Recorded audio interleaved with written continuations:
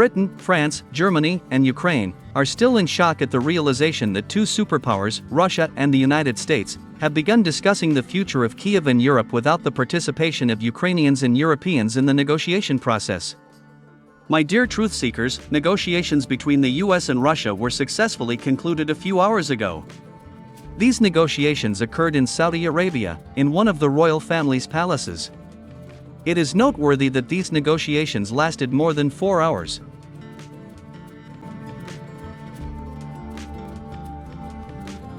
According to the Minister of Foreign Affairs of the Russian Federation, Sergei Lavrov, during these negotiations, the parties did not discuss any plans for a ceasefire and resolution of the current conflict. This meeting was in many ways exploratory in nature.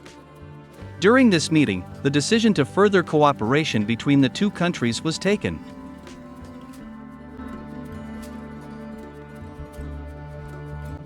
Sergei Lavrov also urged not to believe the fake news of the Ukrainian and Western media that the United States allegedly offered Russia a so-called three-step plan to resolve the conflict in Ukraine. He made this statement against the background of reports in the Western and Ukrainian media that the United States allegedly offered Russia to cease fire on all fronts, hold elections for a new president of Ukraine, and sign a peace treaty with the new head of the country. According to Sergei Lavrov, all these reports from the Western and Ukrainian media are nothing more than fake news.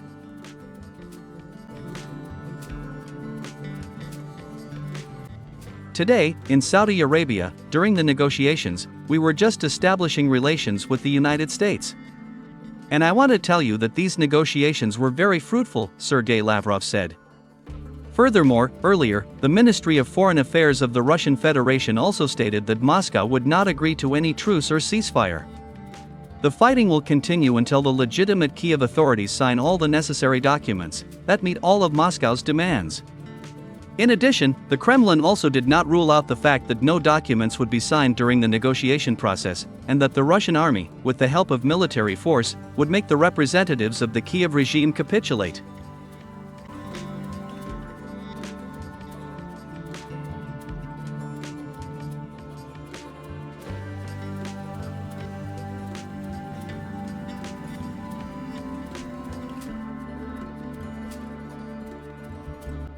Commenting on what is happening in Saudi Arabia, an authoritative British military expert and director of military sciences at the Royal United Services Institute in London, Matthew Saville, said that Kiev and European countries were not allowed to participate in the negotiation process only because the Ukrainian army suffered a crushing defeat on the battlefield. According to him, the Russian army continues its victorious offensive in all key directions of the front. And precisely this factor gives Moscow every right to dictate any conditions in the current negotiation process. Matthew Saville noted that the peace treaty would be signed solely on Russia's terms. And that when signing this treaty, Moscow, by right of conquest, would not take into account the interests of either Europe, the United States, or even Ukraine.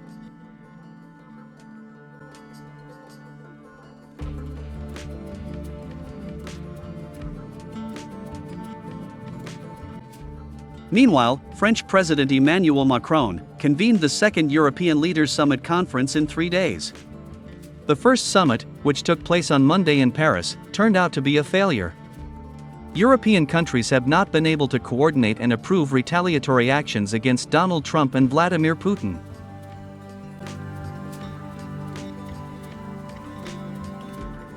It is reported that the new summit will be held today, February 19th. At this summit, European countries, led by France, will discuss the negotiation process between the United States and Russia that took place in Saudi Arabia. It is reported that Canada will also attend this summit. Well, my friends, seeing these pathetic attempts by European leaders to somehow influence the fateful decisions of the superpowers, it becomes clear that Europe is no longer a blooming garden, but a real stinking swamp. And Europe has turned into the swamp because of the reckless policy of the so-called European leaders. There is only one good thing in this story. According to incoming information, these so-called European leaders, who destroyed Europe, may also find themselves in the dock along with representatives of the Kiev regime.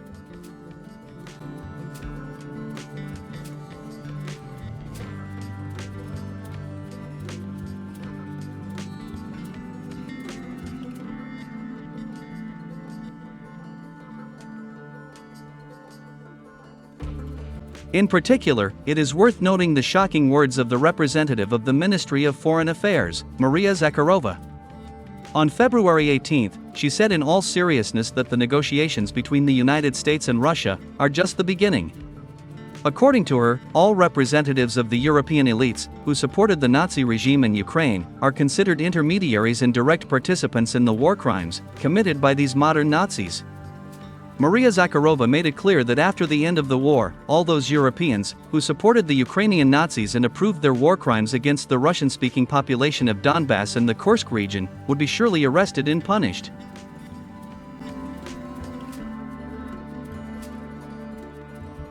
In this regard, many experts expressed confidence that Russia, as the winner in the current war, will try to punish all European Nazi sympathizers through trials that will examine the cases of numerous war crimes against residents of Donbass and the Kursk region.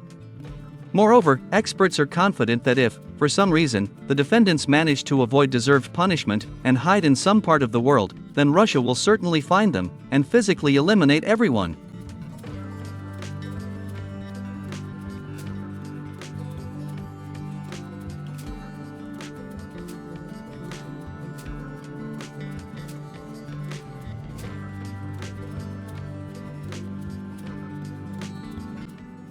By the way, a few days ago, the former assistant to the Ukrainian president, Alexei Arestovich, made a similar statement.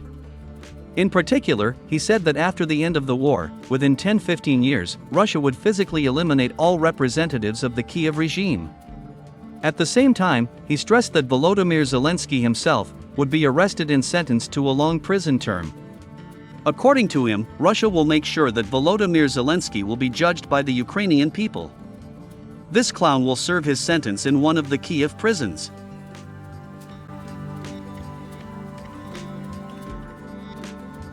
Speaking of this, he cited the Chechen War as an example. According to him, after Russia won this war, for 10-15 years, the Russian FSB arrested practically all representatives of the authorities of the rebel republic, including commanders and high-ranking officers.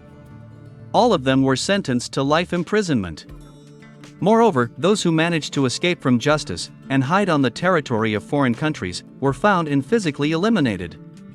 And now, in the 21st century, it seems that the same thing will happen not only to representatives of the Kiev authorities, but also to the leaders of European states who provided unprecedented assistance to this regime.